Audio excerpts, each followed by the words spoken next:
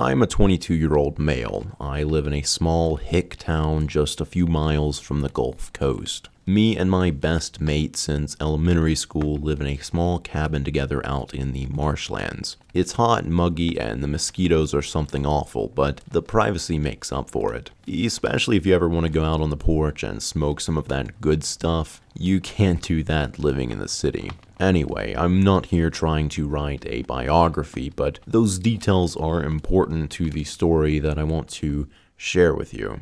This took place last summer. I was out on my porch watching the sunset, just catching some fresh air before going inside and winding down for the night, when I heard a noise come from the woods out in front of my house. It sounded like my mate, which caught me by surprise since I thought he was already in his room playing video games for the night. I didn't think too much of it until I heard him call for me again. This time it was definitely him, and it was definitely coming from the woods, so I took off to find him. I didn't know what he'd be doing out there, but knowing him, it could have been anything. He's a very strange guy. But in the moment, that didn't even matter. Whatever it was, he must have been in some kind of trouble, and I was going to help him. I ran through the woods calling his name, and he kept calling back. I even thought I saw him a few times, but whenever I got closer, he just seemed to be further away. It almost felt like we were playing a game of Marco Polo, but I figured it was probably just the woods and the marshland playing tricks on me. I finally found him standing in front of a murky pond out in the marshes. It was a very strange sight. He was just standing there with his back facing me, and for some reason, he was still calling my name, as if he never heard me. But like I said, he's a strange guy, so I didn't think too much about it at the time. Just before I walked up to him, I heard him call my name again, but this time his voice was coming from behind me. I turned around and saw him sprinting full force towards me. He was shouting, "That's not me! That's not me!" I spun back around just in time to see who I had thought was my mate lunging towards me. Me and my mate took off towards our house as fast as we possibly could. We never looked back. But as we ran, we heard whatever it was making the most blood-curdling, inhumane screams I've ever heard in my life. I don't know if it chased us. I don't even know what it wanted. But whatever it was, it couldn't have been good.